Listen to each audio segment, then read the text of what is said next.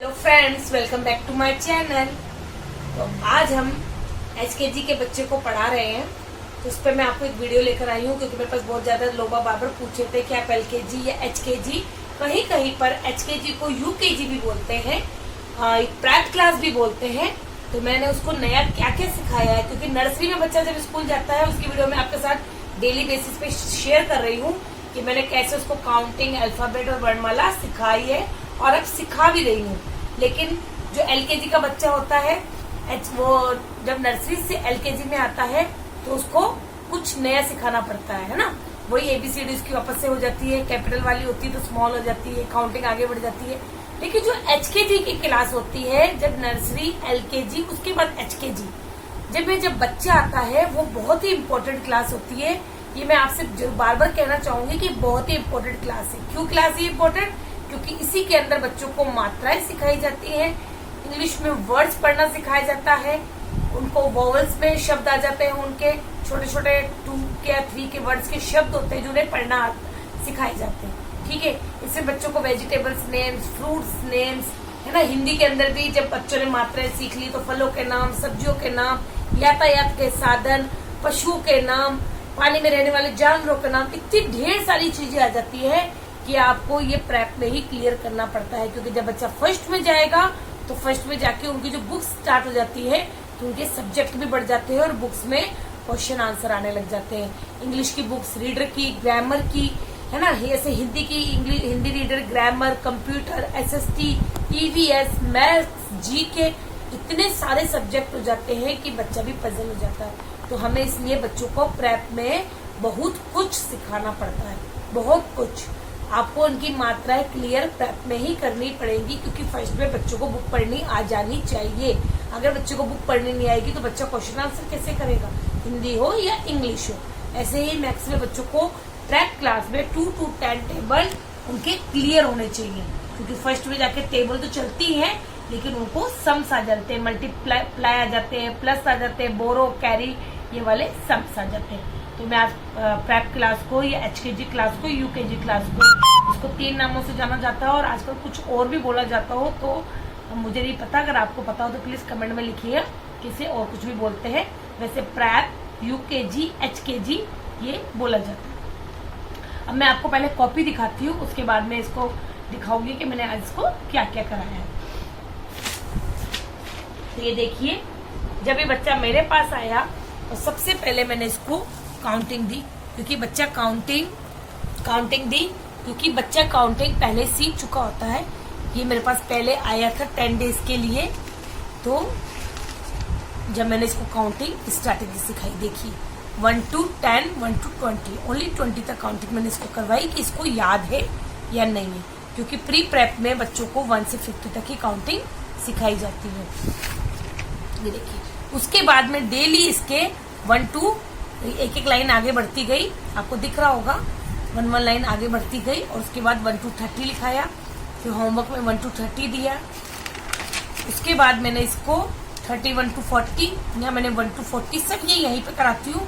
उसके बाद 1 to 40 घर के लिए, उसके बाद 40 to 50, उसके बाद 1 to 50 लिखवाया और घर के लिए 1 to 50। फिर बच्चे का पहले मैंने बेसिक चेक कर लिया कि बच्चे को कितना आता है, ठीक है।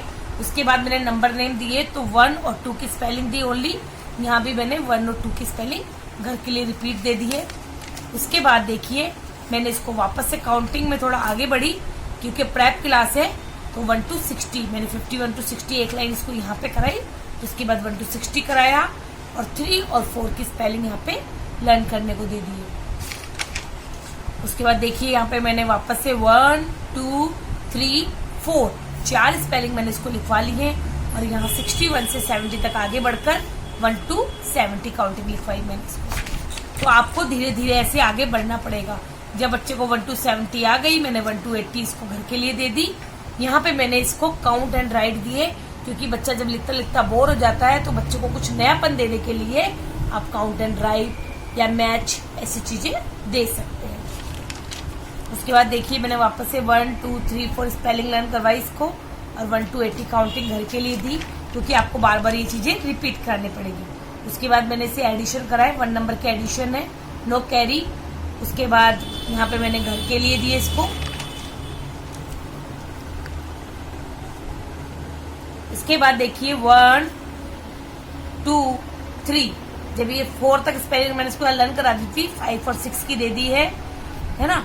उसके बाद मैंने इसे आफ्टर भी करवाया, क्योंकि आफ्टर बच्चे आसानी से कर लेते हैं, बच्चों को प्रॉब्लम आती है बिफोर में। ठीक है, देखिए 1 2 3 4 5 6, बार बार इसको मुझे रिपीट करना पड़ता है क्योंकि बच्चों को ये नंबर नेम्स लर्न नहीं है। इसके बाद 1 to 80 काउंटिंग, 81 to 90 दिए, 100 तक हो गई, 1 to 100। इसके बाद मैंने फिर नंबर नेम दे दिए इसे 1 2 3 4 5 6 और 7। इसके बाद ये चला गया था, उसके थोड़े दिन बाद वापस आया है ये, मैंने इसे आते फिर काउंटिंग लिखवाई 1 to 80, मैचअप, ये काउंट एंड राइट करवाए, नंबर नेम्स 1 to 2, क्योंकि बच्चा 10 डेज की छुट्टी करते ही ना बच्चा सब कुछ भूल जाता है।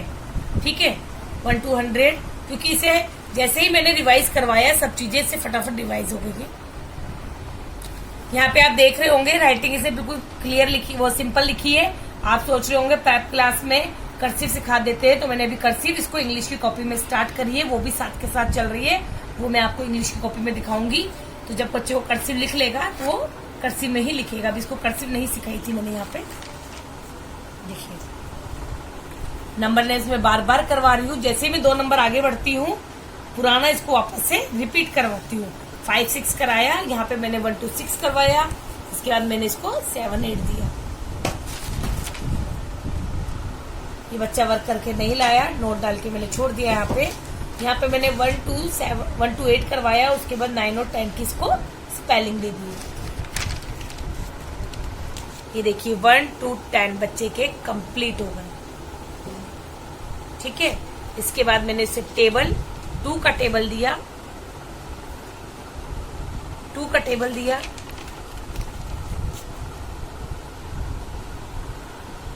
फिर 2 का टेबल घर के लिए दिया, वापस नंबर 10 1 to 10 इसको रिपीट करने के लिए दिए, 1 to 100 काउंटिंग लिखवाई। वापस से जो स्पेस बचता है मैं वहां पे, मैंने आपको पहले ही बताया मैं स्पेस नहीं छोड़ती हूँ, मैंने 1 to 10 नंबर लिखवा लिए।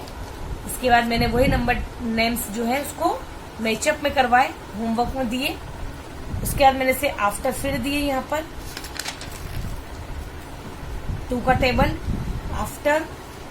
जब मुझे पता लग गया कि इसे 1 to 10 नंबर क्लियर हो गए हैं, तो मैंने 11 और 12 की स्पेलिंग स्टार्ट कर दी है। ये देखिए मैंने यहाँ पे 1 to 12 तक की स्पेलिंग लिखवा ली है। उसके बाद मैं आज बढ़ गई थी इस पे 3 का टेबल, क्योंकि बच्चों को आपको धीरे धीरे सब सिखाना है तो आपको स्टार्ट करना ही पड़ेगा। तो 3 का टेबल बच्चे से लिखवाया मैंने, मैं बोलती गई और बच्चा लिखता गया। देखिए यार 2 और 3 में टेबल लिखकर नहीं देती हूँ, अगर मैंने लिखकर दिया ना तो बच्चा चुपचाप लिख लेगा। मैंने आपको पहले भी बोला है आप डिक्टेट करिए, बच्चा जब लिखेगा तो वो सुन भी रहा है और उसे अच्छे से समझ में भी आएगा।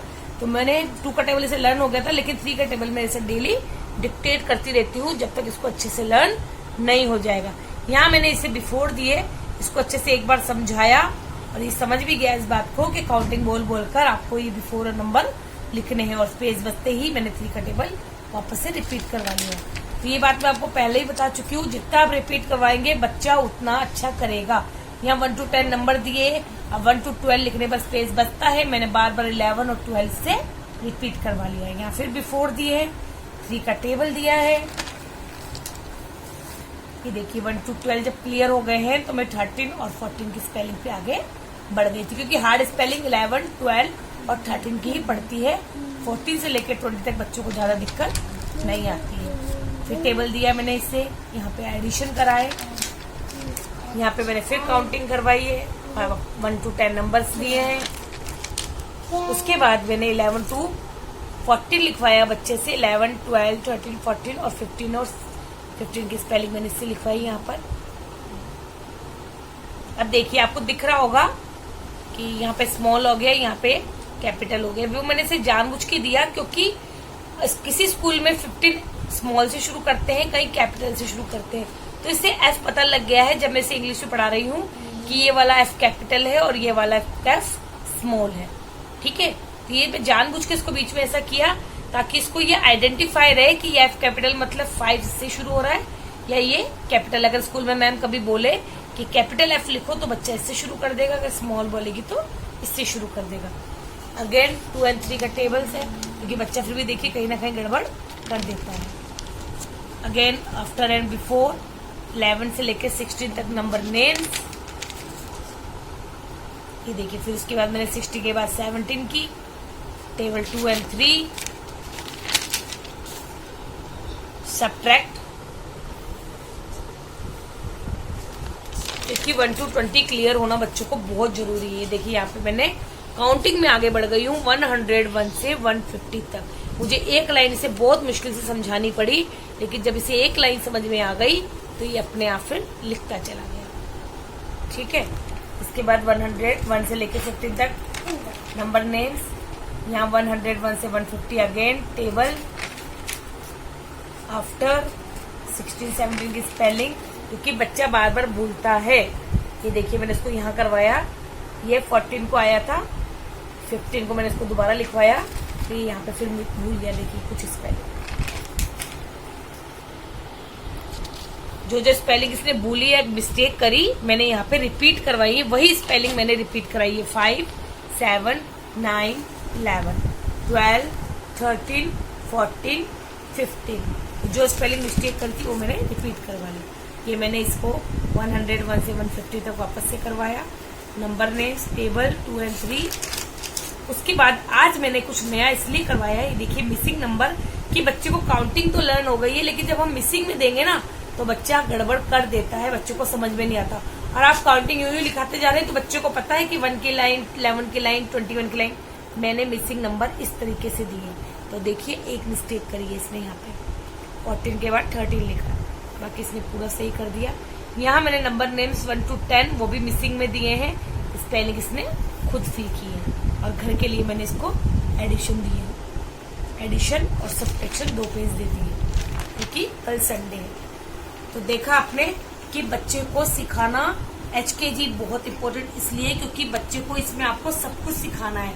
तो आप आराम से आगे बढ़िए, ये नहीं कि जल्दबाजी में आपको 1 या 2 महीने में पूरा क्लियर करना है। सिलेबस बहुत ज्यादा है, लेकिन आप बच्चे को जितना अच्छा क्लियर करेंगे ना, आप आगे बढ़ते जाओगे, आगे बढ़ते जाओगे, आगे बढ़ते जाओगे, तो बच्चे को कुछ याद नहीं होगा।